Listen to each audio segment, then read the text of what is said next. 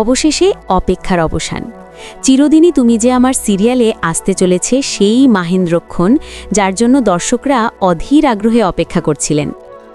গল্পের আগামী পর্বে আমরা দেখতে পাব 4 হাত এক হতে চলেছে আর্য এবং অপর্ণার। বিয়ের সাজে অপর্ণাকে যখন মণ্ডপে নিয়ে আসা হয়, তখন তাকে দেখে অপলক দৃষ্টিতে তাকিয়ে থাকে আর্য। পানপাতা সরিয়ে যখন তাদের শুভদৃষ্টি সম্পন্ন হয়, তখন সেই মুহূর্তটি যেন এক মায়াবী রূপ নেয়। বিয়ের সমস্ত নিয়মকানুন মেনে অবশেষে সেই বিশেষ মুহূর্তটি আসে।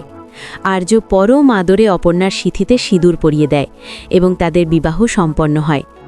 অপর্ণার আর্যর এই নতুন জীবনের শুরু কি সব বাধা কাটিয়ে সুখের হবে?